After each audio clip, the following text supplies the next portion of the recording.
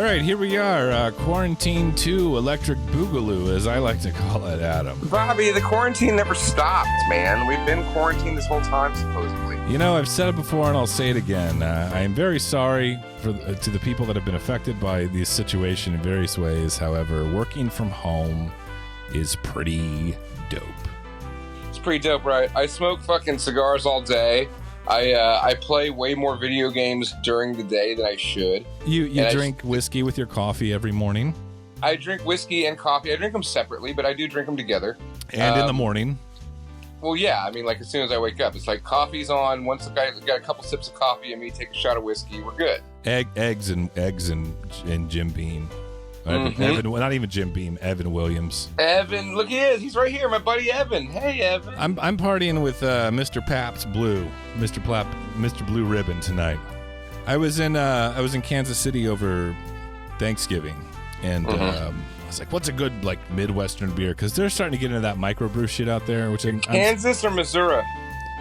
Both actually. I mean, it's right there on the border. My dad lives in Kansas City, Kansas. You didn't say hi to my dad? I didn't. I don't know him, nor did you tell me he lived there till right now. So you know what? If you met my dad, unlike your dad, my dad would like you. Yeah, you know most people do, Adam. I don't know what your track record is. Your parents don't like me because I don't know. They think I'm corrupting their poor innocent Bobby. They don't know how much of a fuck you are, Bobby. You know what it is actually, and I defend you every single time. Well, could I dress as a clown? No, it's not even that. That's like mild. Oh. I forgot. Maybe you told my parents, or they heard about it through me and Sarah. But like, they're like really irked at you for taking your kid to a Black Sabbath concert. Really? Yeah, that's what I said. It's like, who cares? Like, you guys, my parents took me to Lynyrd Skynyrd concerts. It's still rock and roll, right? Like, it's not like you're taking them to like the Donkey Show. I took him to see Slayer too, and he loved it. Yeah. And then that's fine because it's metal, and metal is fine. But yeah, I didn't take him to a show. You know what I mean? Yeah, I was like baffled by like the older I get, the more I agree with my parents on a lot of things. But I was just like, I don't understand like why this is such a big deal and why you hate Adam for corrupting his own child for taking him to see Black Sabbath. Hey, here's the story, right? My kid heard the song Iron Man by Black Sabbath. And he was like 2 years old. And he's like, I know who Iron Man is. This is fucking amazing. So he loved, that was his favorite band. Ozzy was his fucking favorite band. And so Black Sabbath came, and I'm like, well, shit, I'm going to take my kid to Black Sabbath. And he had the time of his little life. Yeah, but I interviewed your son at the Rib restaurant a few years ago when he was like barely talking, and I asked him, do you prefer Ozzy's solo stuff or Black Sabbath? And I guess he was like 5 at the time, and he says he prefers Ozzy's solo stuff because of Crazy Train. He did really like Crazy Train. Crazy Train's it's a great song. It sounds like I know your kid better than you do, Adam. Probably. You got to talk to him. Talk to your kid. Talk to your boy. Learn about it. Learn what he likes, and invite me to the Slayer and Black Sabbath concert next time, so I can be his second dad that actually engages with him. Listen, my kid wants nothing to do with you. He wants to do with me all the time. That's my fucking shadow, dude. All he gives a shit is how cool dad is. I'll see your kid not wanting anything to do with me and raise you my dad thinks you're a piece of shit. Thrill me.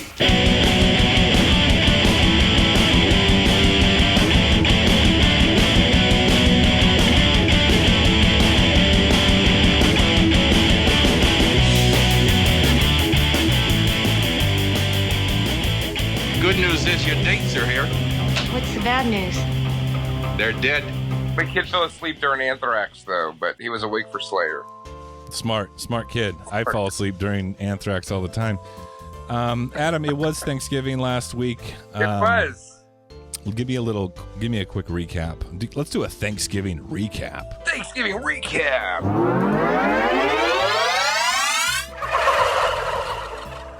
I went to my kid's grandparents' house outside of a town called Wimberley, Texas, which is a little town outside the Austin area.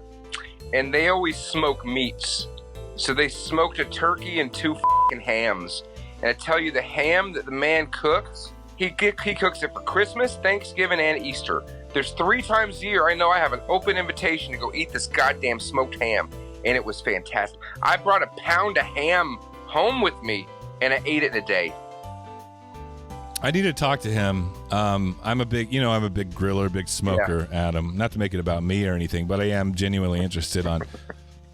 I've never even thought about smoking ham. It's that sounds fantastic. amazing. So, because I'm a big fan of pork lately. dude, Adam. I've always been a pork guy. I love beef and shit. That's one of. I've never disliked it. Obviously, bacon and all that shit, but I've never actively sought it out. I look at it like this: with cow's great. Okay, don't get me wrong. You get milk, you get cheese, all that shit from cow, and you get steak, which I fucking love steak, and you get burger, which is fucking great.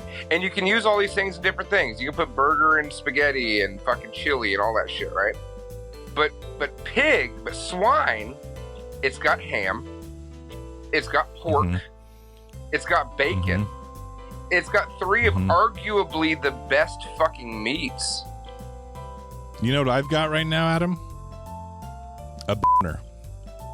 Yeah, fucking a hard for those of you at home that don't know the vernacular. Keep talking to me about pork. Happy Thanksgiving, everyone. So, I don't know. I will get one of those fucking Christmas hams, Thanksgiving hams, you know, the spiral cut, and I'll buy that shit for myself, and I will eat that over I'll cook it in the oven, bake that fucker real good, and I'll eat on that thing until it's nothing. I'll chew on the fucking bone. Now, Adam, have you ever eaten an entire ham in one sitting? Not one of those, like, big legit ones.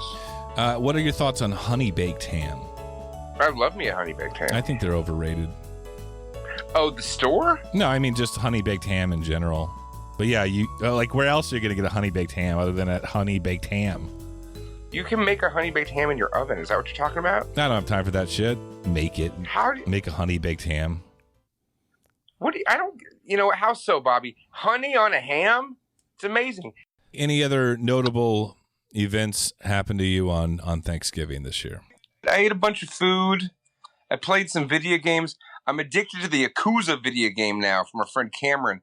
I've played like 3 of those games already. I've spent like 60 hours in the past couple weeks on it. It's fun. Yeah, it's fun to not be able to leave your house. Yeah, we made all I got to say is we made prime rib instead of turkey this year. Oh. I know we were talking about meats a little bit earlier tonight.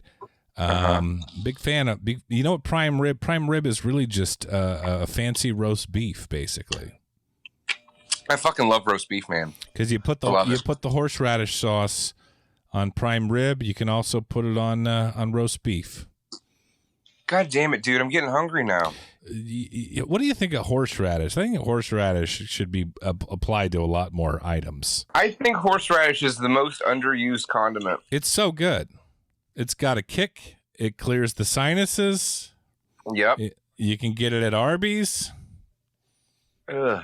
Dude, I'm about to order Arby's. I'm so fucking hungry right now. Let's talk. I always like to talk about the finer things in life, and it's like cheese and steak and wine. But you know, whatever like rarely makes that list, or chocolate or coffee, whatever, you know, what rarely makes that list is like Arby's. Fancy. No, not Arby's. Oh, okay. Fancy, like high dollar condiments and spices. Give me your favorite spices, Bobby. My favorite spices are probably cumin. Yep, top of the list, 100%. I'm a big fan of cumin. Put that on potatoes with garlic salt, and salt, and then melt some cheese on them bitches. You know what I've done, Bobby? You know what I've done? I've made popcorn and put cumin in it, and it's fucking amazing. There's no reason it would taste like a taco popcorn. It's flavor. Taco popcorn, yeah. Taco popcorn. I've never done that, but I'm definitely going to try it now that you mention it. You know what else I like? I know this sounds nuts, but just try it. I don't even like celery unless it's in like Cajun food. Yeah. Put celery salt on pizza. Huh. You don't say. Just do what it. Kind of pizza? Just whatever pizza. Like, don't get some crazy like Hawaiian wild shit. Just get like some pepperoni pizza. My pizza, the Bobby special is just pepperoni and mushroom. That's it. That's all I want. Really? I would order ham on a pizza, You and your fucking ham. I'm just gonna buy you a Ham of the Month Club membership for Christmas this year. Dude, if you got me a Ham of the Month Club, I would be nice to you. Well, we can't have that. Then we wouldn't have the Not For Everyone podcast. We wouldn't have a program. This is episode 90 Ooh, of the Not For Everyone podcast. My name is Snobby Bobby. Right in front of me via FaceTime this time is Crude Rude Dude. Is Crude Rude Quarantine Dude. Now, Adam, you're in quarantine right now. Does that mean you have the China virus? I ain't got no China virus. I'm fine. Excellent. Let's go to movie recap. Movie recap. Can I start? Or you Let's do start? A conventional movie recap where you start. And I see that you're smoking a cigar on the FaceTime screen right now. Please do not spit into the microphone. Can I spit away from the microphone? You better not be picked up on the microphone, Adam. I swear to God. That's the end of the Not For Everyone podcast. So, as I was mentioning before, I've been playing that Yakuza video game, right? This is movie recap. Mm-hmm. And so that got me thinking, you know what? I fucking love Yakuza movies. I've seen a shit ton of them. Takashi Miike movies, other random Japanese action movies. Now, for the folks at home that don't know what a Yakuza movie is, can you explain that for me? It's a mobster movie, but it's about the Japanese mafia, the Yakuza. Oh, yeah, like Ninja Turtles 3. No, that was Turtles in Time. That's different. So no, that's not what it's called. That's the name of the video game. Japanese It's just called Ninja Turtles 3, Adam. I don't fucking get. That's not the point, Bobby. Shut up. So the Yakuza are this whole fucking Japanese mafia, and they're all about honor and shit. Like, if you like disgrace your boss, you have to cut off your pinky. So one particular Yakuza movie I'd always heard about was something called Battles Without Honor and Humanity. And so I looked it up on YouTube, or not YouTube, on Amazon. It's there. I was like, oh, cool, here it is. And I watched it, and it's like an hour, 20 minutes, perfect time. It's a fucking good 70s, early 70s mobster movie, but Japanese style. So you don't know anything they're saying. You got to read it all. And it's like every 5 minutes, somebody gets fucking capped. And then when I finished that movie, it was a quick hour 20. I'm like, this was badass. And then I realized there's like 4 other movies in the fucking series directly. And so I looked into it, and the guy who directed this movie made 5 of these movies in 2 years. It's like the fucking Japanese Godfather, but way more fucking violent. But they got 5 of them in what, 2 years? In 2 years. Yeah, I don't know if that's the caliber of a Francis Ford Coppola Godfather movie, but look, dude, all I'm saying is these 5 movies that I watched, all of them in 2 days, by the way, they follow one particular Japanese mobster over 25 years. So it's his whole fucking story, right? And it's all actual shit. Names have been changed, but this was all written by a real Yakuza dude. And it goes from like the Yakuza in fucking 1945, like when they were occupied by America, and what it turned to by fucking 1970. And it was insanely awesome and over the top. And there's so many crazy clans. It's like kind of hard to like follow, you know, because there's so much shit going on. Let me ask you this, Adam. What if you say I'm a fan of American mafioso movies, whether that be your Scorsese's or your Untouchables, shit like that, Coppola's. Would someone that's a fan of American mob movies find something endearing about the Yakuza films? I don't see how they wouldn't. I think they would love them. Personally, I fucking love them. And I love mobster movies equally.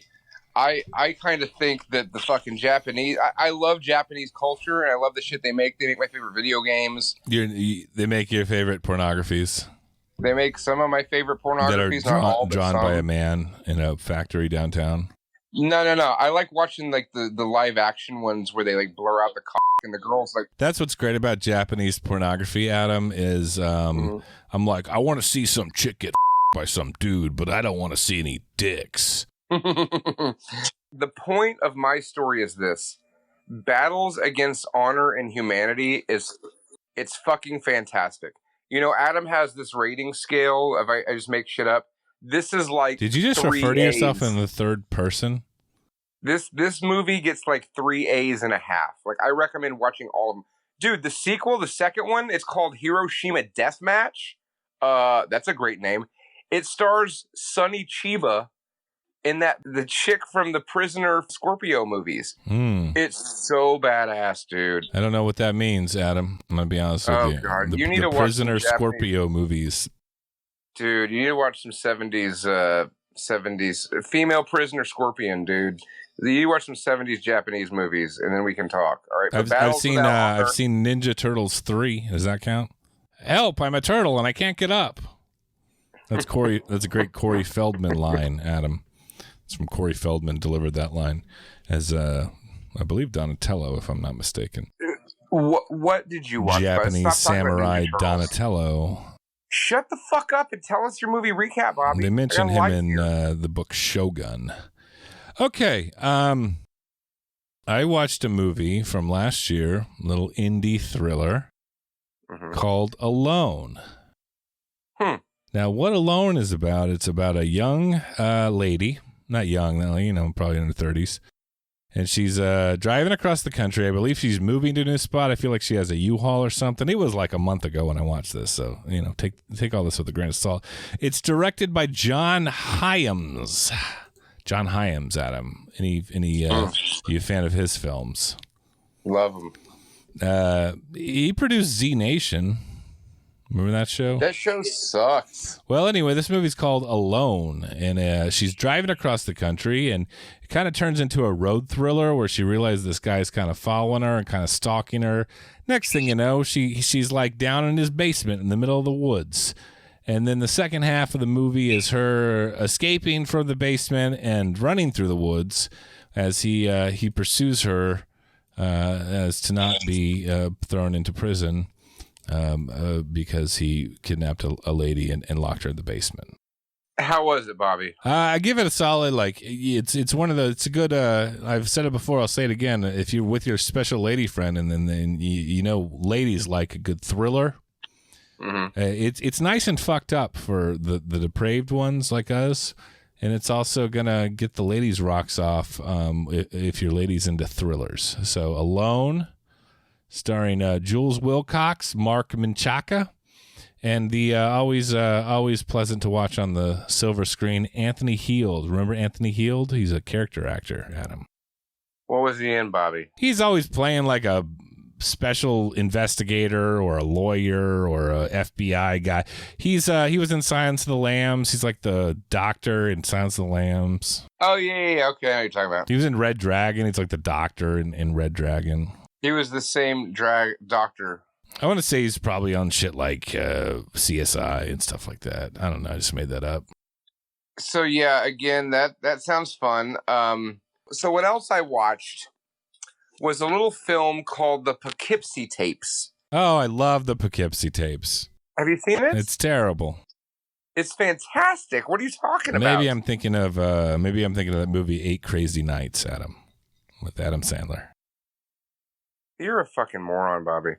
No, this is like a found footage. I've watched a couple found footage movies I've really liked recently, and that's not really my bag. That Koroi one, The Curse, the Japanese one I told you about. And then this one, the Poughkeepsie Tapes. Ninja Turtles 3. Yeah. So this movie is like, it's done. You were expecting maybe style. the Addams Family? Remember when Leonardo says that? Or Raphael? Hey, one of them Japanese turtles? Listen, Bobby, you're drunk, so I know it's fun for you to talk over everything I fucking say, but we're trying to do a show. Shut your face. I'll shut the fuck up. So I can do my part without your Ninja Turtle jokes. Thank you. So the Poughkeepsie Tapes, it's like about some serial killer, and they find tapes in this house where there's like 800 videotapes, every murder that he did, right? And it's really brutal. And it's, again, filmed as a documentary. And apparently when it came out, like a lot of people had the Blair Witch effect where they thought it was real, but it wasn't. I mean, it's a fucking movie, obviously. It's so good. I loved it. So those were both 2 AAA plus movies, the Poughkeepsie Tapes and Battles Without Honor and Humanity. If you want to know what Adam likes, I like those movies. Stop talking in the third person. Movie, not the piece of shit movie we watched for tonight's episode. All right, we'll get there in a second. Let's not ruin the day yet. Let's not ruin the day, Adam. What else did you watch, Bobby? It's your turn to talk. 2019's indie thriller dark comedy / depress fest called Wade in the Water. Okay. Now, based on my description there, I'm going to come on record and say I do recommend watching this movie. It's a bit of a dark comedy version of Taxi Driver / romantic comedy / I don't know. So basically what it's about is a very kind of socially awkward, overweight guy, depressed guy, lives in a 1-bedroom apartment kind of thing, works the phones. Adam works the phones for a living. You know what that's like. He goes to his P.O. box and he gets a disc in his P.O. box, and it's addressed to the wrong person. But he's like, fucking, I'm going to see what's on this disc. Turns out it's a bunch of CP. Now, Adam, do you know what CP is? Colostomy particle? Child pornography. And it all kind of dwindles down from there as to how he tracks down the person that disc was supposed to go to, and murders him because he has a history of abuse himself. And then he becomes good friends with that guy's daughter. I really liked it. It's a bit bittersweet. It's a bit depressing, but it's also very funny and well done. If you like an depressing indie thriller comedy. You know, I wouldn't say I'm a big fan of depressing indie thriller comedies. I'm a big fan of 70s Japanese Yakuza movies. What other Yakuza movies did you watch for movie recap, Adam? I watched this one from the 90s called Dead or Alive by Takashi Miike. And it was okay. It wasn't as good as the Battles Without Honor and Humanity. And that was movie recap. Movie recap. All right, Adam, I would say that 2020, would you describe 2020 as a slow news year? Nah, man, there's been shit happening constantly. You know, everybody's like, I want to like forget 2020 and it's the worst year ever. And I mean, I think there'll be a point like in 2 years from now when all the shit in the world is just as bad as it is now, if not 2 years worse. We're not going to remember 2020. These people that are going like, oh, I can't wait for 2021. Fine. Like as if that has any bearing on like how the world unfolds. Like, oh, well, the cosmos recognizes that it's January 1st now. Here's some rainbows and fucking unicorns. You guys made it through 2020. How do you think the cosmos is going to reward us in 2021? I don't know, but what the cosmos has given us in 2020 is apparently giant steel monoliths, Bobby. Now, are they steel? I don't fucking know. I ain't seen them, but I mean, from what I'm assuming, from what the articles. Oh, hey, by the way, folks, it's the news. Yeah, Adam, this is how fake news gets spread when you speculate or guesstimate or don't do your research. You just decide, hey, I saw a headline and we're going to talk about it on Not For Everyone podcast. Here's the news story. Giant steel monoliths. Now, there's a detail there that I don't know if it is accurate. Steel. Let's just say giant metal monoliths are showing. They might be fucking iron. I'm not a metallurgist. There you go. I don't just know. say metal when you don't know for sure. It's metal. This is called journalistic integrity that we're practicing right now. All right. Yeah, okay. we're editing our work as metal. We don't know if it's steel. And it's not steel. The Shaquille O'Neal movie. It's definitely not that guy. They're just like big metal. Like I guess they're like 3-sided, maybe 4-sided. I don't know. They're like 12 feet tall. But it's not a gigantic black basketball player from the 1990s. No, in like it's not Shaquille a rubber O'Neal. Suit. It's not Shaquille O'Neal. It's bigger than Just Shaquille. so we're clear, Adam, it's not Shaquille O'Neal. Yes, but we're clear, Bobby. You know they called him Shaq. So the monoliths, there's a bunch of these giant monoliths. One popped up in Utah, right? And everybody's like, oh my God, what is this? Somebody flying over saw it. And then they went and inspected it. And then 2 days later, it was gone. And people are like, oh shit. And then the next day, one pops up in Romania, of all fucking places, on some mountain. Yeah. So a couple weeks ago, let me try this as a newscaster. You've all heard this story already, people. But go ahead. Several weeks ago, some hikers and their companions were hiking through the deserts of Utah when they stumbled across Shaquille O'Neal. That's not how it happened, Bobby. I mean, a giant metal monolith. That's not how it happened. There's a helicopter. A helicopter flew by and saw it from above. You're telling the story wrong altogether. Fucking check your facts, Bobby. You're the journalistic integrity guy in the room. I just want to spice things up to make it more interesting. But it is basically a 2001 Space Odyssey, monkey people jumping around the monolith at the beginning of the movie kind of monolith, right? Right. One of those, exactly. Then we get another one in Romania, and then now there's another one in California, I'm hearing. Well, the one in Utah disappeared. And I've been reading news articles which somebody said, yeah, we saw the dudes taking it down. And they just like took it down and were like, oh yeah, get your pictures now if you want them, and just fucking threw it in the back of a pickup truck and drove off. Well, I mean, to be fair, just because someone took it doesn't mean that it's not from outer space or some, alien dimension or something. That's true. And so then one popped up. But I feel like the technology would be more difficult than to throw it in the back of like a Toyota Tacoma and drive back to Salt Lake City with it. Right. Yeah. You're probably right. So anywho, after that one disappeared, one pops up in Romania on some mountain, and they're like, "Oh my God, the thing is here!" And then it disappeared too. And then, can you say, "Oh my God, this thing's here" in like a Romanian gypsy voice? Oh my God, this thing it is here. That sounds more Italian or French. Yeah, that just sounded like fucking gay Mario. I can do it as Dracula. He is more Romanian, no? Oh my God. The thing, it is here. Yeah, let's do this, Adam. Why don't you set the scene where you are Dracula, hiking through or flying around, if you want, however you want to get around. I'm Draculaing around, and I find it. I get what you're saying. No, and you stumble upon in the hills of Transylvania, the mountains of Transylvania, a giant monolith. Okay, you gotta put some spooky music behind me. Oh, so there. Shut up. So there I was, I'm minding my own business, flying through the vast forests and mountainscape of my home of Wallachia. And there I see gleaming from the ground like that bastard sun who taunts me every night. I see a giant monolith, a huge metal creation staring at me in the night. The moon shines off like a big pizza pie. It's amore. Now, Italian Dracula, I have a question for you. Yeah. Count Dracula. Count how many monoliths were there? Well, in Utah there was one. In Romania there was two. And now in California, there is three. I like how California just ended up being Arnold Schwarzenegger saying California. California. That's my just general European accent, okay? Yes. Ambiguous Euro. Just trying to lean towards more the Eastern Bloc. So anywho, the one in Romania disappeared, and then one popped up in California. And they're saying this one in California, they're like, it seems like wobblier than the old ones, right? The other ones.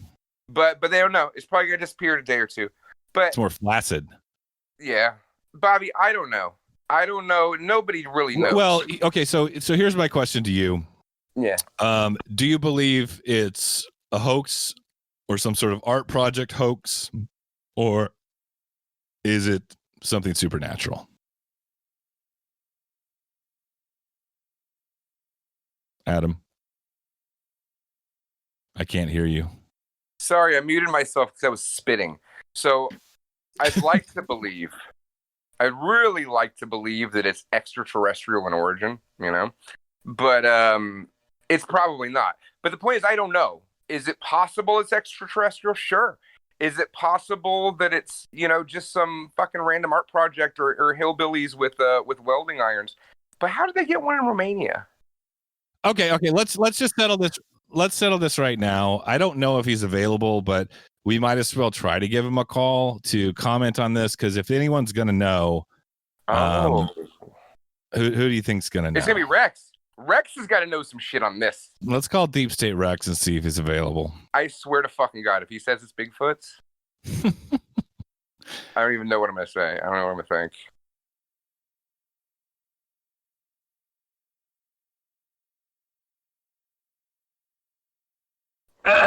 Hello, Bobby? Is that you? Yeah. It's Rex. It's Adam. How'd you know it was me? I got caller ID, but sorry, I fell asleep with the TV on. What were you watching, Rex? What were you watching? I'm a little ashamed to say that it was an adult feature. Oh, okay. No, what I love about is it one of those like the Godfathers? Like you said, Adam. Yeah. Oh yeah, you're watching Lawrence of Arabia.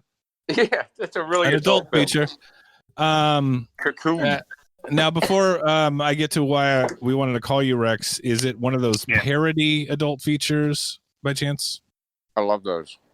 Oh yeah, with the superheroes, I like those. Yes, but not this time.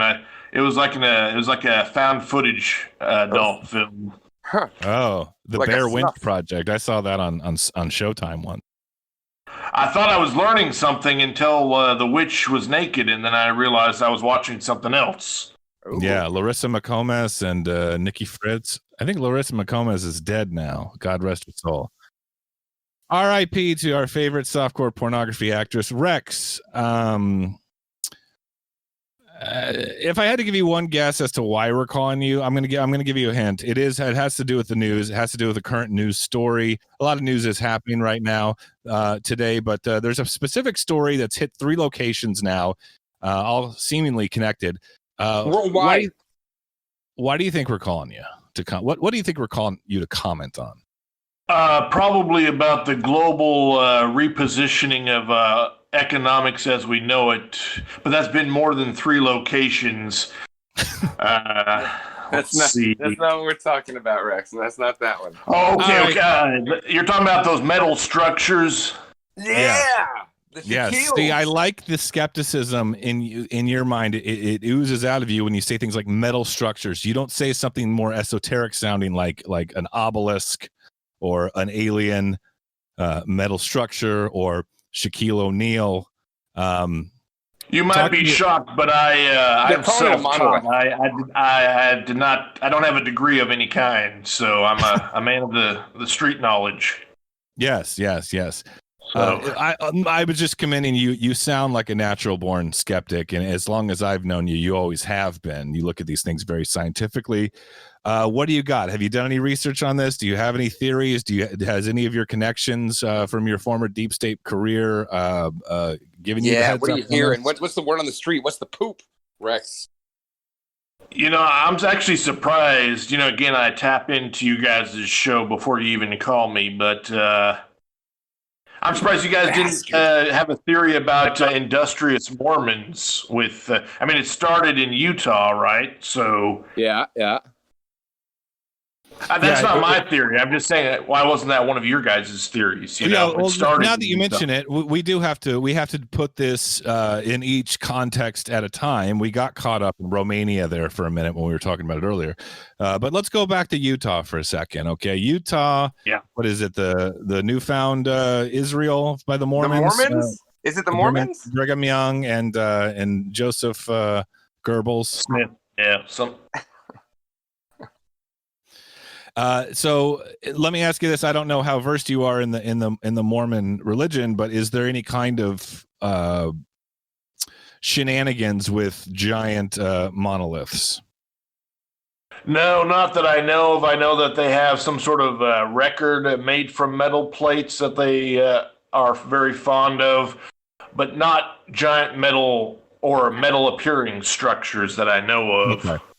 Okay, so we can rule out the Mormons. If it is the Mormons, they're not doing this. They're doing this for like secular reasons. What? Yeah. No, I guess, Adam, I think, caught me what I was doing. I'm doing like a Sherlock thing where I'm doing deduction. Yeah, so we can rule out the Mormons. He's ruling the Mormons out, Bobby. The Mormons didn't do it. It wasn't the Mormons. I'm with you. Okay, it's not the Mormons. All right. There are no Mormons in Romania, Bobby. Could it have been Bigfoots?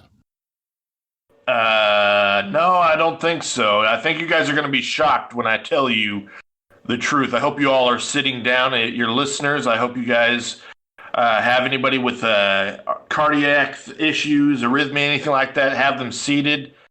What I'm about to tell you is going to shake the fabric of your reality. Okay, These things are elemental stones passed on to us by an ancient alien race called the Mondashawans.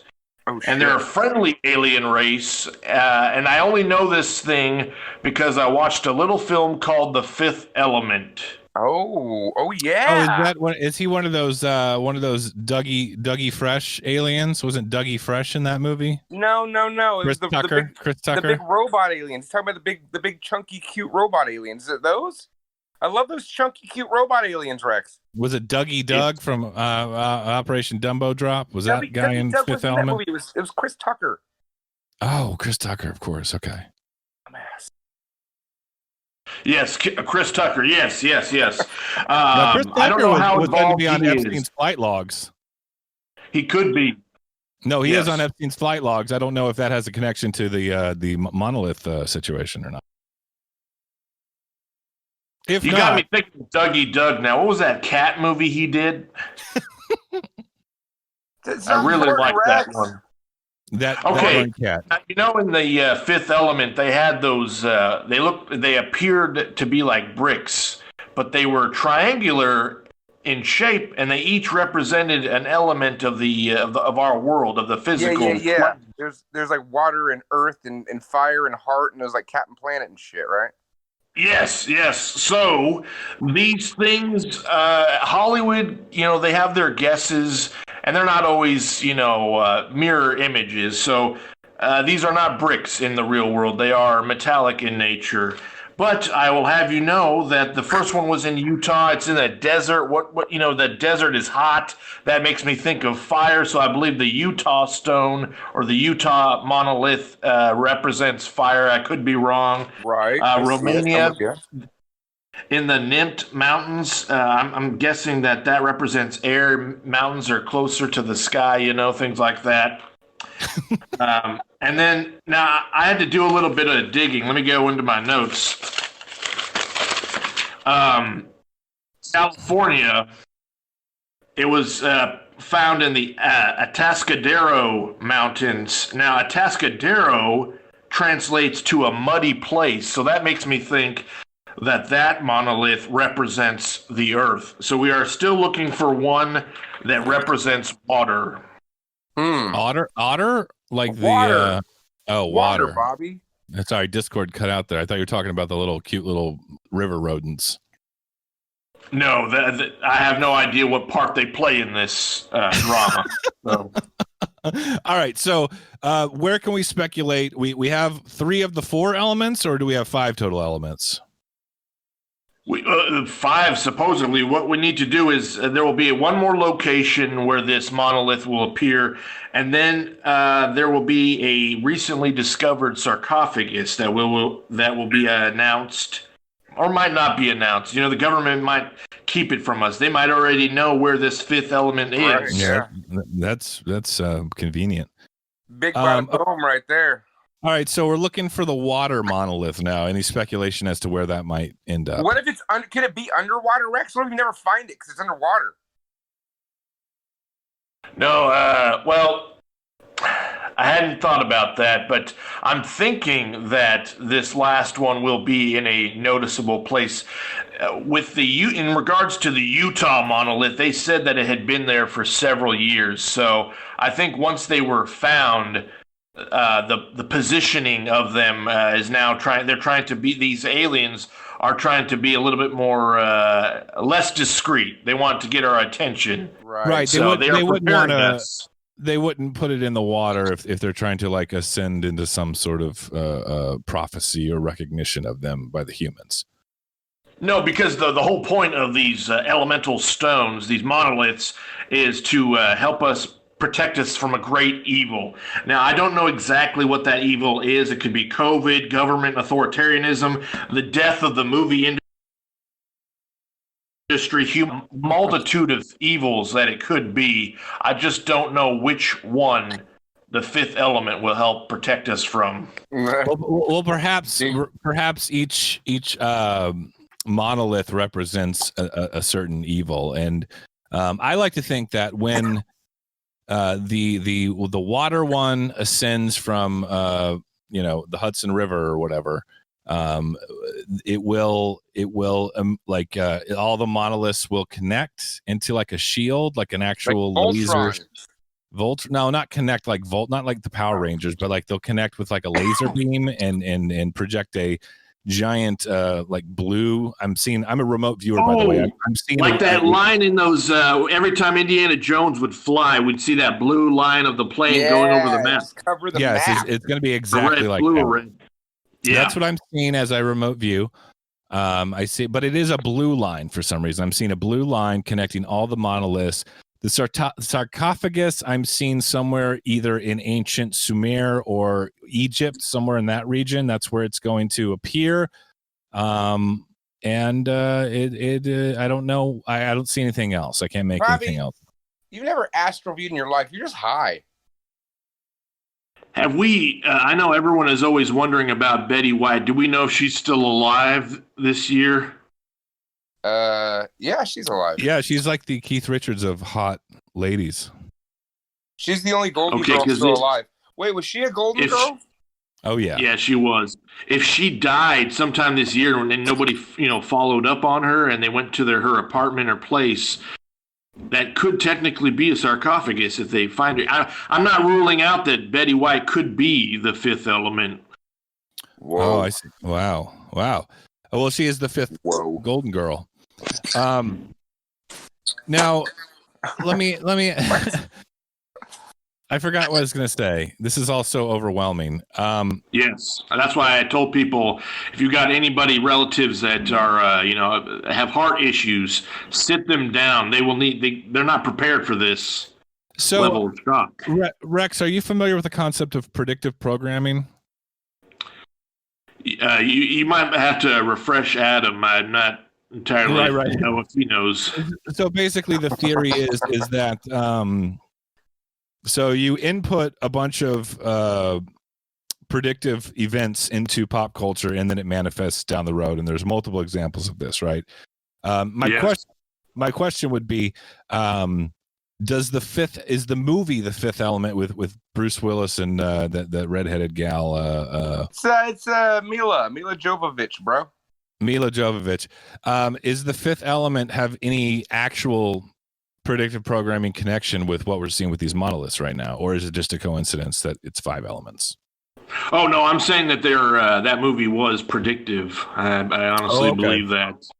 I'm just saying that the events are not, they're not 100% accurate. I think whoever these prognosticators are, they get, visions of the future, and so they will put them into film.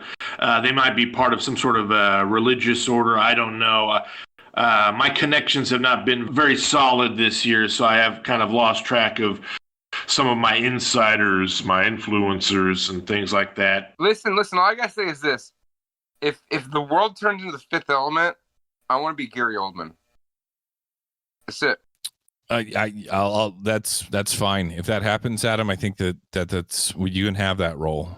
Nice, thanks. What's his name? Drexel in that movie? Drexel? John Emmanuel Baptiste. You're gonna grow you're gonna grow little dreadlocks and wear a Kanga hat? That's the wrong movie, Bobby. This is the one where you had like the weird. Is it White Boy Hitler Day? Come over. Jean Emmanuel Baptiste Zorg. Okay. Samuel L. Jackson was in Fifth Element, wasn't he? No, that was Chris Tucker. Motherfucker coming here thinking he's Charlie Brown. Hey, wasn't there a great scene in The Fifth Element starring Dennis Hopper and Christopher Walken where they're smoking Chesterfields and they tell you the story of Sicily? Isn't that from The Fifth Element? Oh, yes. That was, I think, later in the film when they were on that other planet with that blue lady singing. Yes. Y'all are mixing fucking metaphors. Jesus Christ. Yeah. I love The Fifth Element. I love Christian Slater. Anyway, all right, Rex. I can't believe he beat his girlfriend Rihanna. So that son of a bitch. But if there was ever a time that we needed Bruce Willis, I would say now is the time. I mean, I know he's done a lot of stinkers these days, but I believe that he could still be our real life Corbin Dallas. We need him. We do. We need him in the world. Yeah, so let's end on this, Rex. Like, what do you speculate happening once the monoliths are revealed? And how soon? When can we? What should we look Rex? out for? Like, what's gonna become of all this? Well, yeah. So, like I said, we're gonna get at least one more monolith that we can look out for. It will be within, might be even before this episode airs. It'll be soon. So then after that, we need to look out for any sort of signs of a sacred sarcophagus being found or some sort of tomb being unburied. Excellent. And then from there, who knows? From there, it's a little bit unsure what's going to happen. But we're going to see a battle between good versus evil that we've never seen before. Excellent. Like in the Masters of the Universe film. Yeah, we'll get into that a little later. Hey, Rex, thanks for taking the call. This was very enlightening. I think it shined a lot of light on the mysterious monolith situation going on in the world right now. Adam, anything for Rex? I mean, listen, Rex, I just thought it was like some guys that built one in Utah and put it up there to scare people.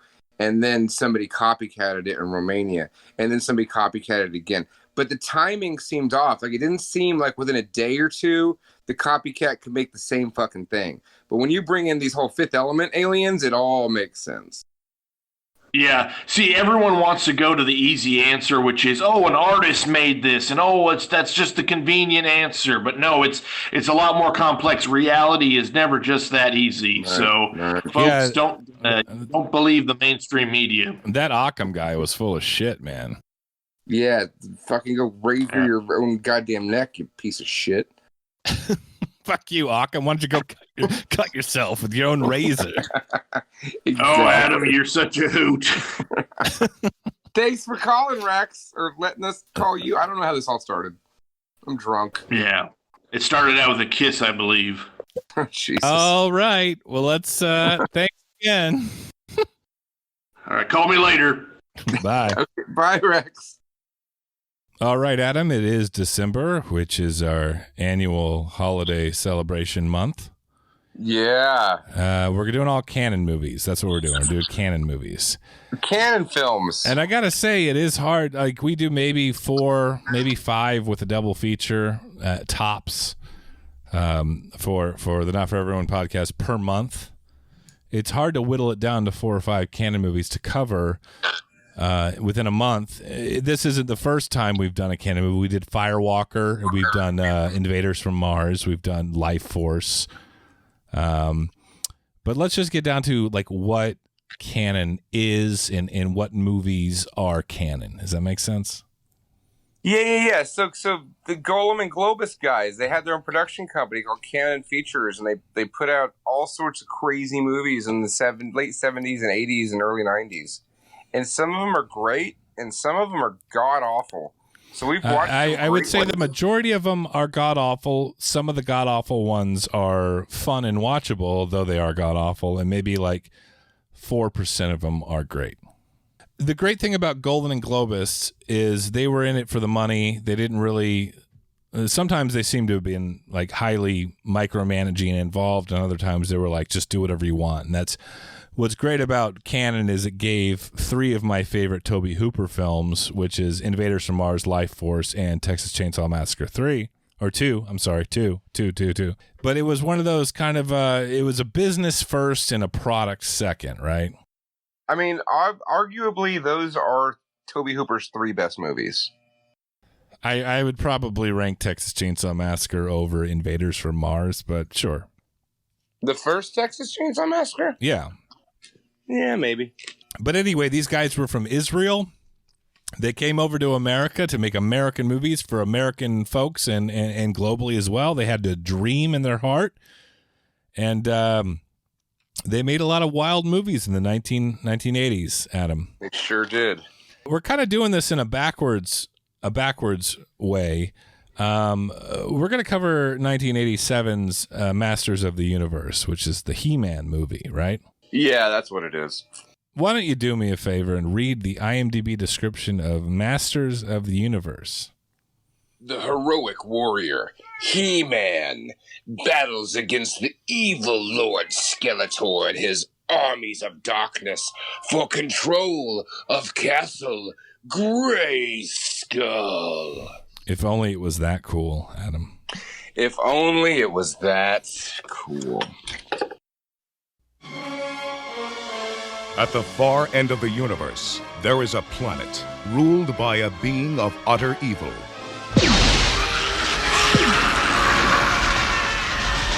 And there is only one man who dares challenge him.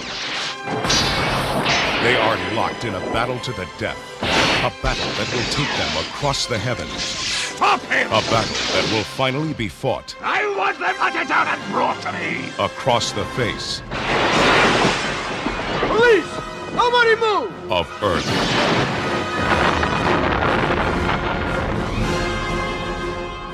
I think I'm gonna need some backup. Can you show us the way? Of course. No.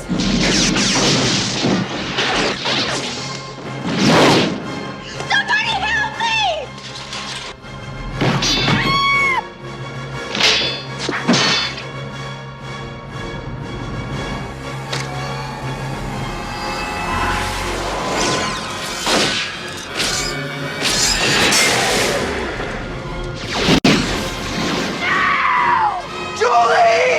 From a distant galaxy, they have come to Earth. Dolph Lundgren as He-Man, Frank Langella as Skeletor. Only they have the powers to be Masters of the Universe. Live the adventure.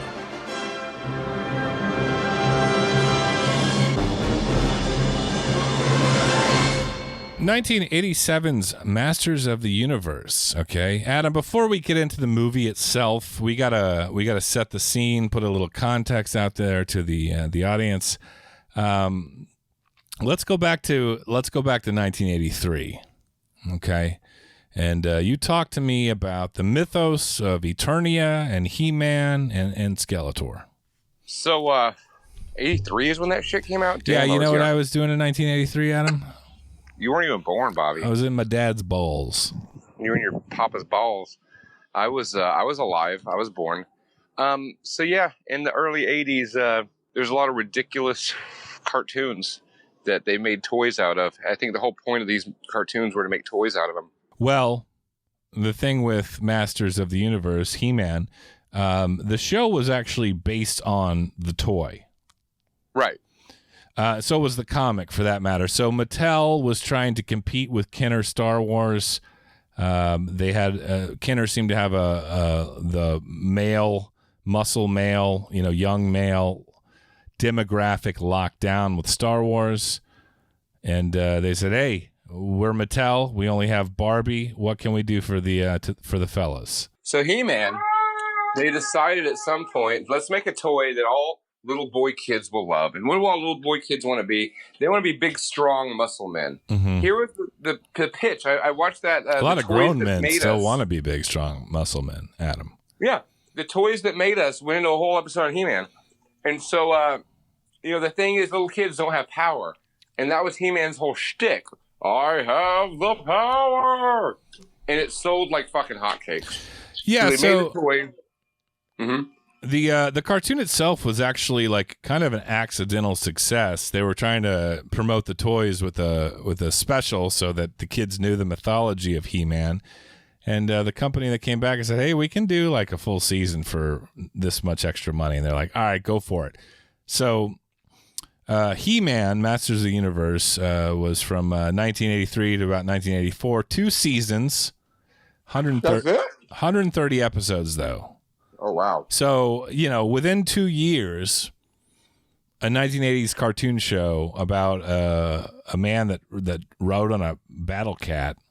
Battle Cat's badass. What was Battle Cat's cowardly name when he wasn't Battle Cat? Oh, fuck. What was it? It was like Stifler or something like that. It wasn't Snarf. We're thinking Snarf.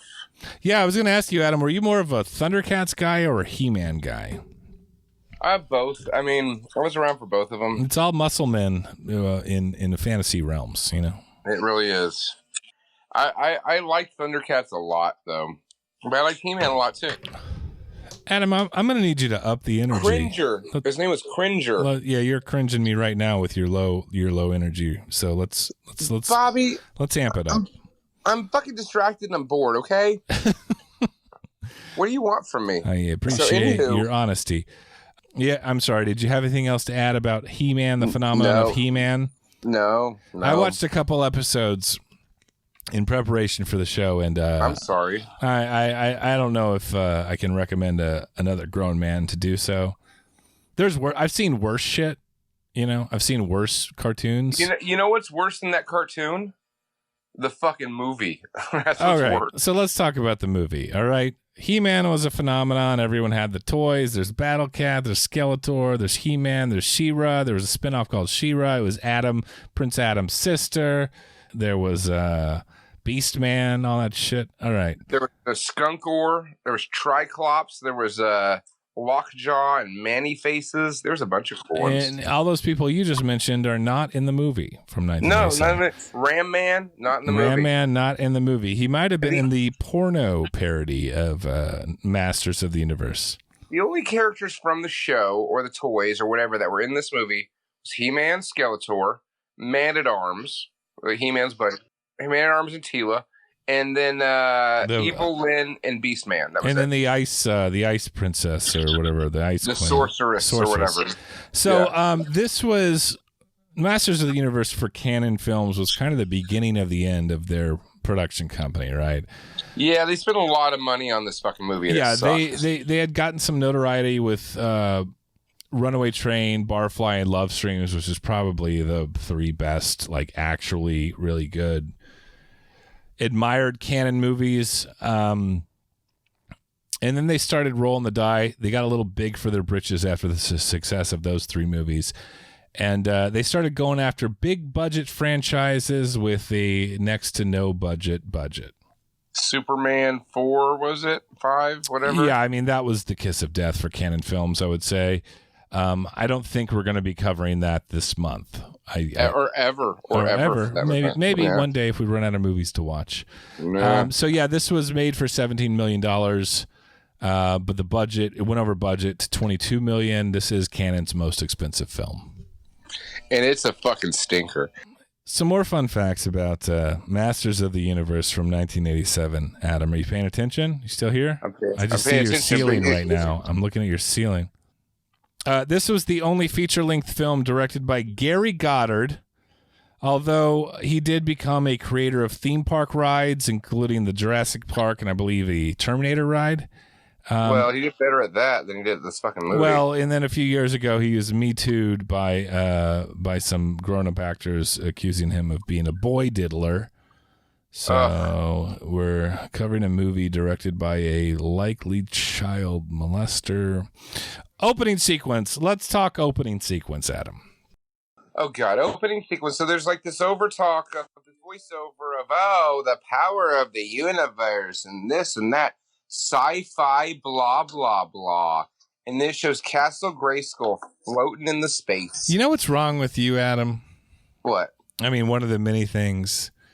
I mean, you just don't know how to find appreciation in terrible things. Bobby, you know that's not true.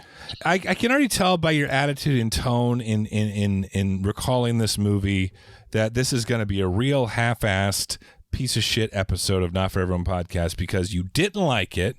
Okay. So let's try to amp up our enthusiasm about 1987's Masters of the Universe. Now let me try this. Let me try this, Adam. You try it. You take the reins. You go ahead, Bobby. The opening sequence of this movie is fucking incredible because it's Superman. It's the opening credits of Superman. It is. The song is a ripoff of the Superman fucking song. And then the opening shots, like the opening actual after the credits roll, whatever it's called, one of the most amazing Star Wars ripoff scenes ever made. Right. Aesthetically, one of the most promising opening sequences. It has an amazing set, which much of the budget went towards, is Castle Grayskull and the throne room what's his name? Skeleton Man. The sets, the costumes, there's like a hologram effect of Skeletor. We got midget goblins and nets. Yep. It's a pretty baller opening sequence. This is the making for a fun, colorful fantasy adventure in a far-off world, Adam. You know what it is, Bobby? You know when I knew, like, watching it this time, because I haven't seen this movie in years.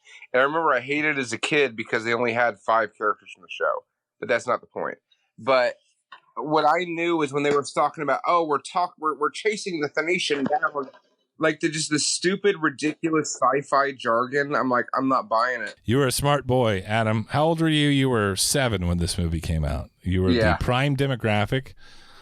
Well, I did end my last rant how this is the making of a fun, colorful fantasy adventure in a far-off world. Mm-hmm. Mm-hmm. But I will say, don't get used to it. Don't get used to it. Now, did you even find anything redeeming or endearing about the opening sequence at all? It looked cool. It looked cool. Okay. Yeah. So don't get used to it because this actually ends up being a fish out of water story, but not in the quality way like Thor, like the Thor movies or something like Pauly Shore's Encino Man. Right. Big fan of Encino Man on the Not For Everyone podcast. This is fish out of water tropes that are shoehorned as a requirement rather than a fun creative take on this. It's like they eat ribs and Gwildor dresses like an old lady from Earth at some point. And everything is so fucking cliched in this movie, Bobby. But why is it cliched, Adam? Why? Because Golem and Globus just tried to take every movie trope and put them all together in this thing. It's a one-word answer to that question, why, Adam? And it's budget. Budget. The characters look stupid. The fucking the premise is it was a total ripoff of Conan the Barbarian and Star Wars at once. All right, this is end of the episode conversation, Adam. I don't know if that's subconsciously telling me to wrap this up, but we barely even talked about Masters of the Universe. All right, so I have to commend this movie for the intro, Adam. Sure. You don't wait around all day to see Skeletor, because let's be honest, that's why we came here in the first place. He barges into the throne room through the doors of Castle Grayskull. Here, I'll sum it up like this. The first 17 minutes of this movie rules pretty damn hard. It does. The last 25 minutes rules pretty hard. It's not bad. The last 25 minutes are not bad.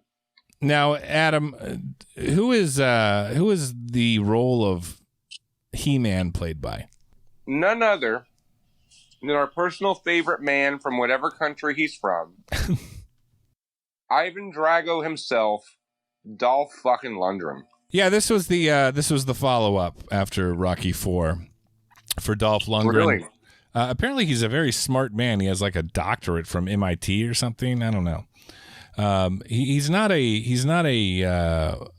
dull blade, if you will. However, has he always been such a terrible actor? Because the only movies I remember him from that I've watched regularly is Rocky IV, Masters of the Universe, and Dark Angel, a.k.a. I Come in Peace. And he doesn't have a lot of lines, really. I would say Masters of the Universe probably has more lines than... Bobby, what I know Dolph Lundgren from the most is the amazing Jean-Claude Van Damme vehicle, Universal Soldier. Was Universal Soldier a canon film, or was that kind of the remnants of canon after it collapsed? I think it was just like the aftermath of canon. I don't think that was actually canon. And that's a great fucking movie. Is it? Is it really? I mean, compared to Masters of the Universe, yes. Okay, but that doesn't necessarily speak highly on Universal Soldier. Well, we're just going to talk about in relation to what we watched tonight. So, but you know I would say that, I wouldn't even say Dolph Lundgren in Masters of the Universe is phoning it in. I think he's like, this is the apex of his talent. But you know who's not phoning it in, Adam? Do you know who's not phoning it in? Frank Langella. Oh, Langella steals the screen. Every time he's on screen as Skeletor, like, I believe that's Skeletor. Frank Langella is probably, as Skeletor, is probably 90% of the appeal is to actually watch this movie now. Oh yeah. And he's not the wisecracking Gargamel Skeletor from the cartoon. He's like a Darth Vader Skullface.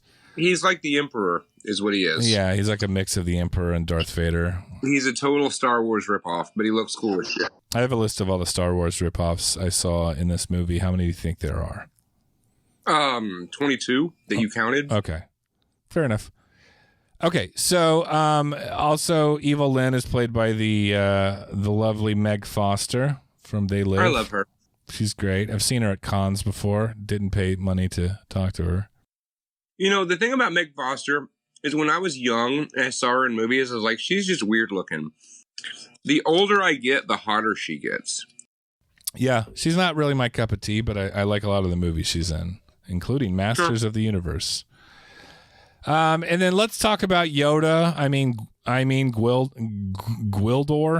Oh, the little shitty Willow character that got Is it a Willow character, Adam? It's played by Billy Barty. Billy Barty was in Willow, I'm pretty sure. Yeah, Billy Barty was definitely in Willow. Billy Barty was definitely in Willow. Yeah. Yeah. Well, you know, did he play was Billy Barty the wizard with the yeah. where you pick the bones? You could recognize him by his wonky eye in this movie.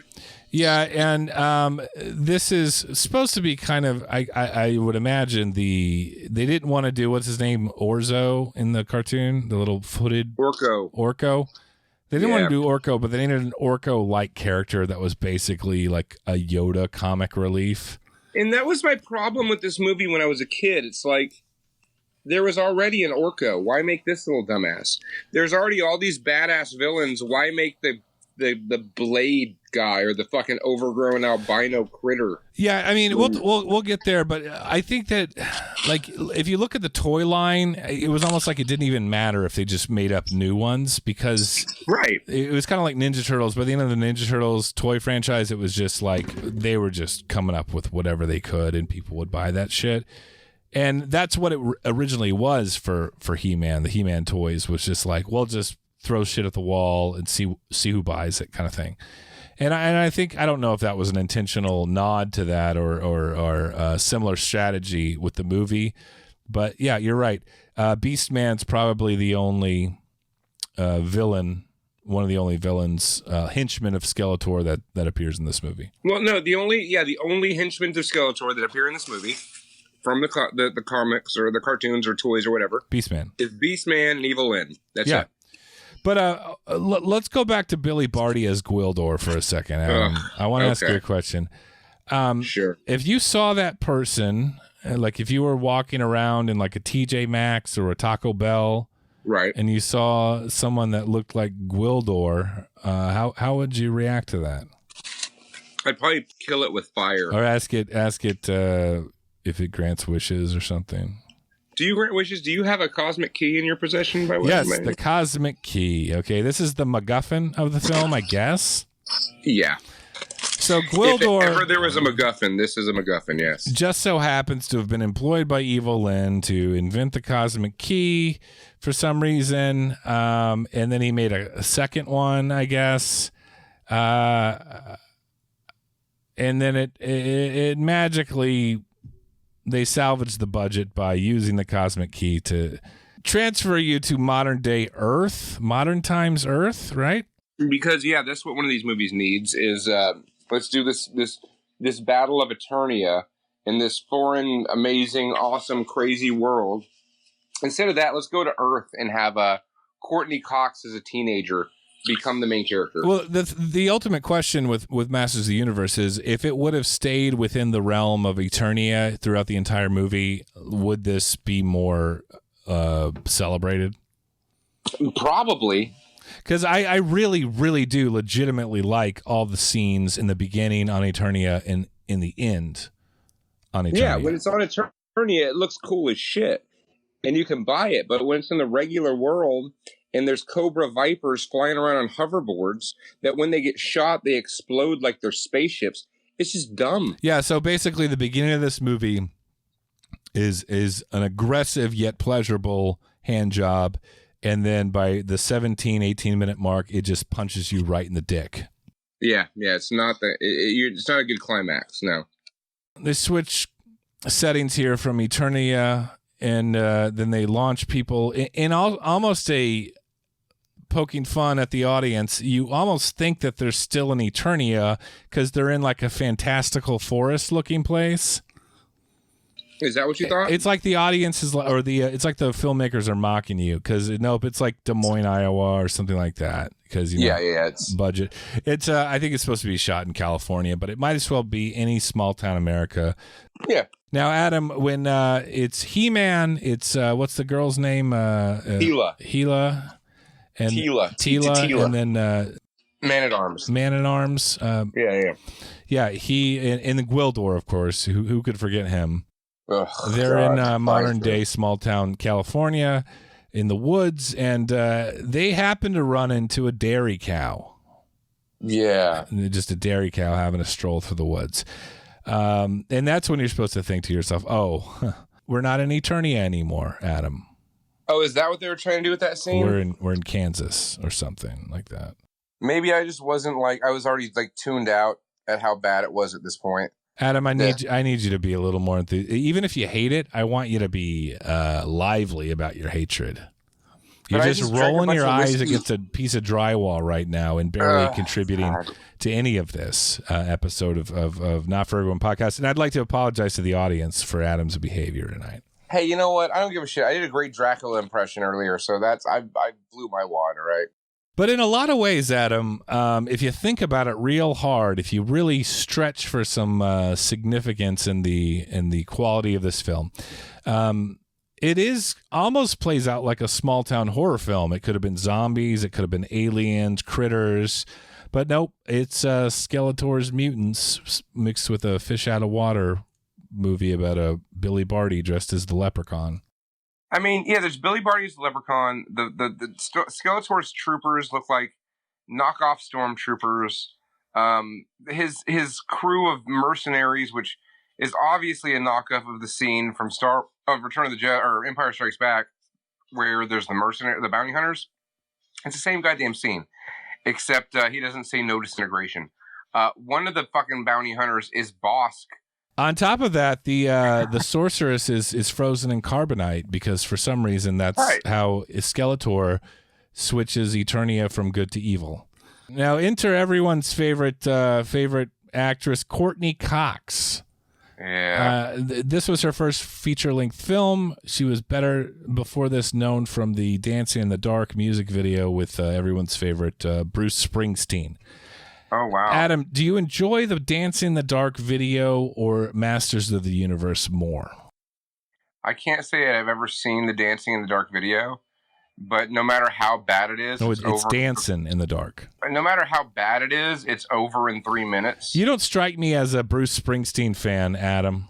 I'm not, but I would like to watch that Bruce Springsteen video before I'd watch this movie again. But the good thing about Courtney Cox's character, I think her name's Julie or something. That sounds right. Sure, yeah. She works at a ribs and chicken shop.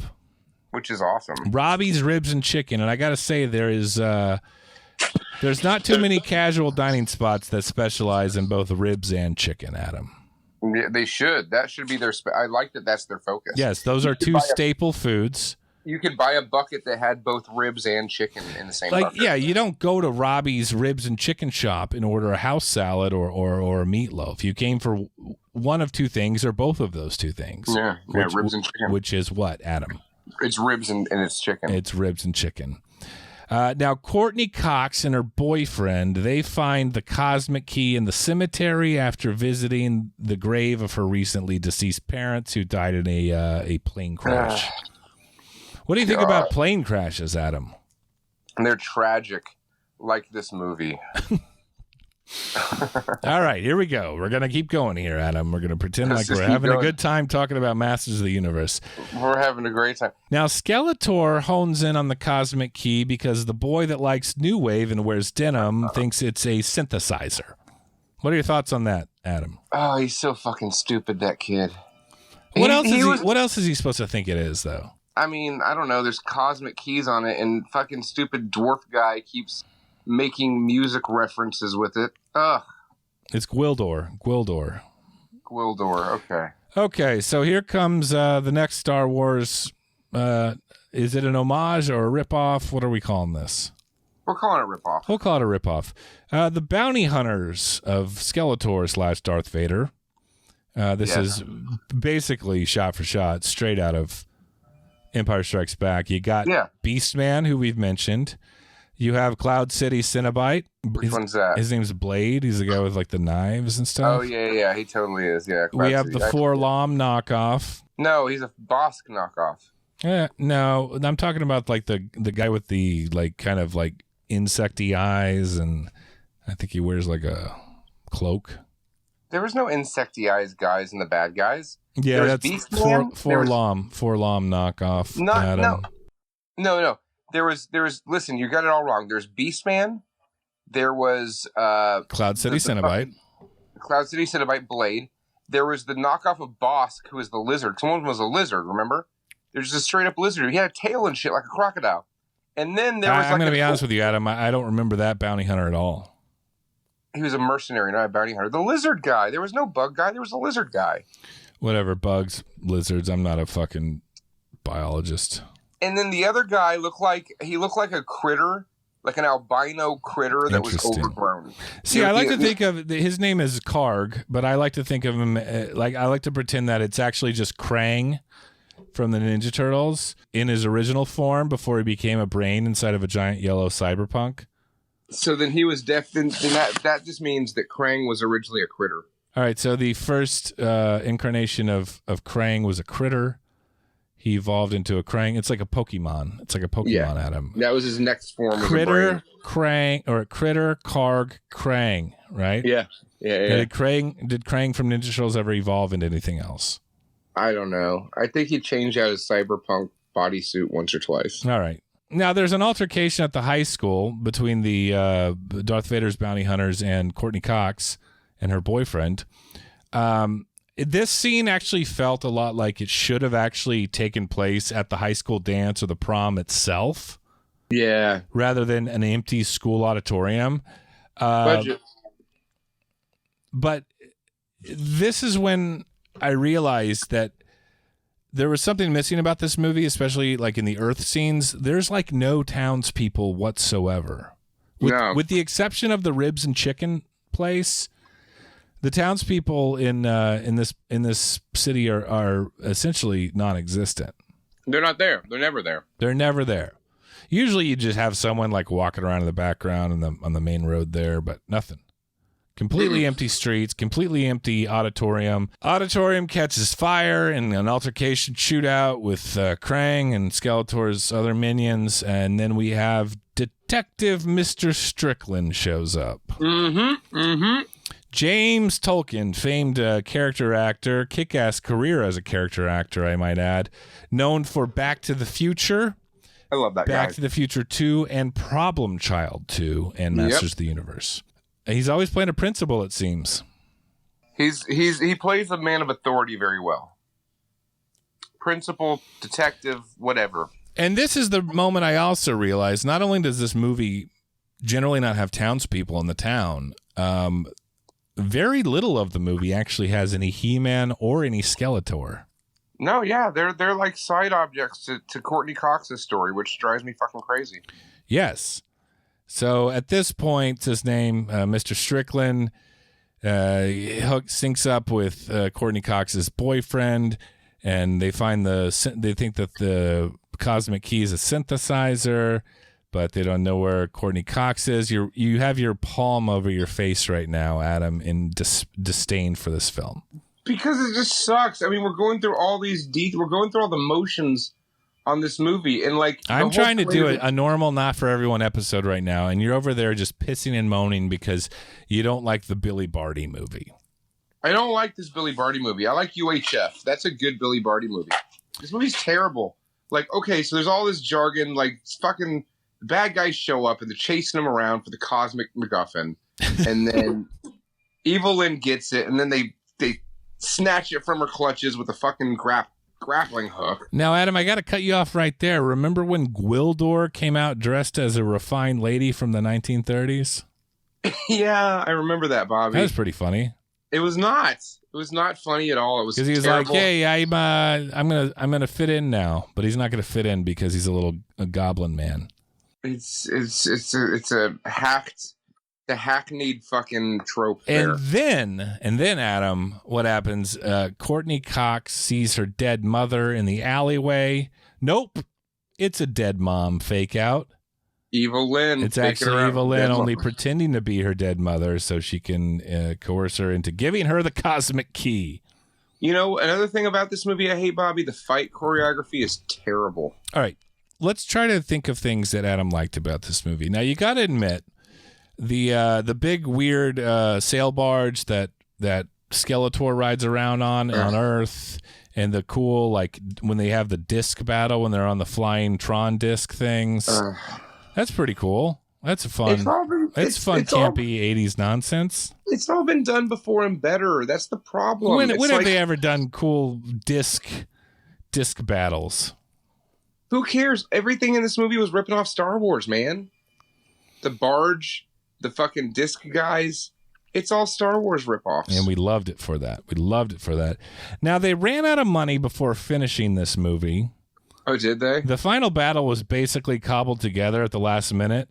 And if you notice, Castle Grayskull interior is essentially non-existent in the final battle scene. But before we get there... it disappears and turns into strobe lights behind them. Before we get there, Adam, I want to ask you about homoerotic light whips.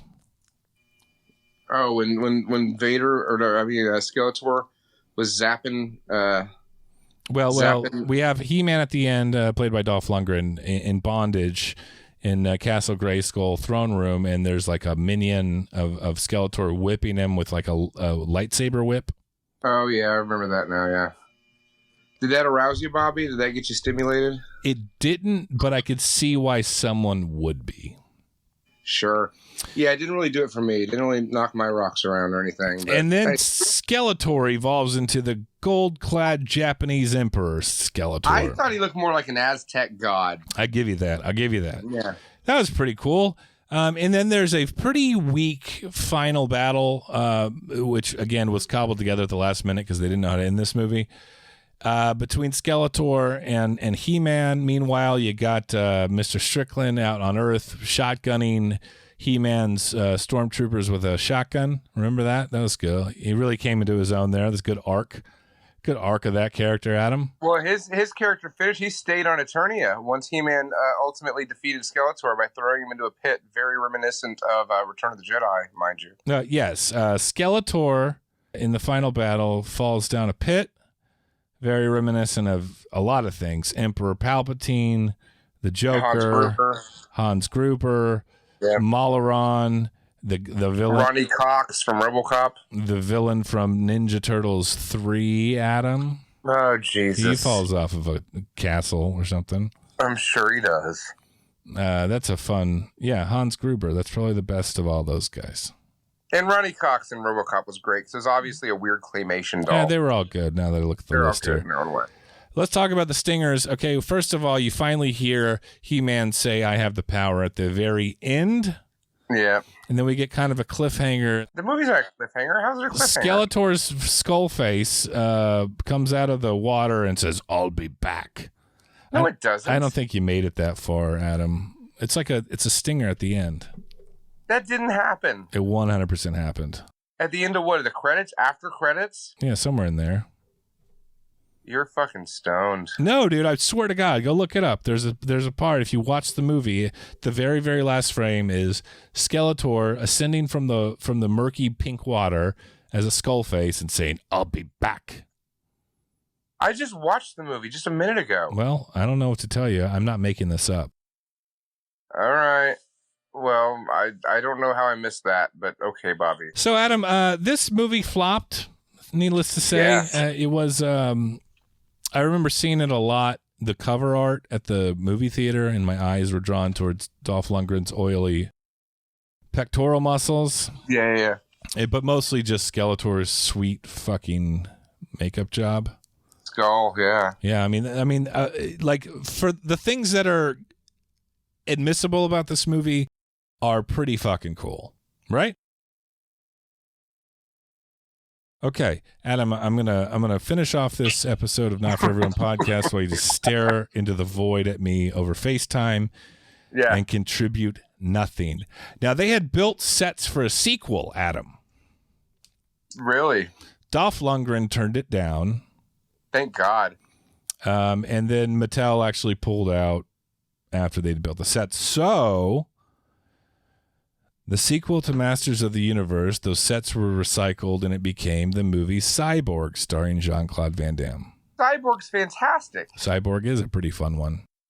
It's come better than this thing. Definitely one of the later canon films. I want to say 91-ish. My thoughts are, for what it is, all things considered, it still looks pretty cool in a lot of places. It doesn't look like a canon film. It certainly feels like one, though. And a lot of the effects shockingly hold up. They blew all their wad on the special effects and the sets that they got to use for half. And it's people don't watch this movie. It's so fucking bad. I think it's comfortable. It's like a nice chicken fried steak, or it's like a pretty okay chicken fried steak. It's like a shitty calzone. It's like a school cafeteria chicken fried steak. Did you ever have those in Yeah, I did. That was always an option at my high school. You can follow me on Instagram and Twitter at Pinball Bobby. Adam doesn't like the movie Masters of the Universe very much. It's not a great start to the Christmas season, but that's okay. You can still follow him on Instagram at VonArt13. Yep, I'm excited about the next movie we're watching, Bobby. And you can follow the podcast on Instagram at Not For Everyone Podcast, on Twitter at NFE Podcast. Thanks to all the new Patreon supporters out there, Daniel and you give us money, you get my cell phone number, and I'll draw a picture of you. Yeah, you'll get Adam's cell phone number. He'll draw a picture of you. We got some fun extra content, audio content on there. We do some fun watch parties. Thanks to everyone that came out to the Blob watch party. Yeah, that was a fun time, wasn't it, Adam? Are you literally sleeping right now? I'm about to, but you won't let me fucking hang up the phone. All right, I'm going to need you to... Okay. I'm going to need you to bring it next time, because this was absolutely like a 4 out of 10 Adam on this movie, review, on this episode. Hey, you know what, man? Next time, let's not watch a shitty movie, and I watch it the same day that we do See, I thought you had seen this movie like recently and like had like understood what you were getting yourself into. It's been a long time. You can't talk about canon without talking about Masters of the Universe. I recommended this movie too, Bobby. But you don't now. Not anymore. No, I don't. But you don't now. Hey, give us money on Patreon. Bobby needs the money. Yeah, patreon.com/not for everyone. Check that out and give us $5 a month. It's worth it. Trust me, it's worth it. It is. It's so worth it. All right. I love you all, fans. And I love you, Bobby. I got to go. Most. Thanks. All right. Bye. Bye.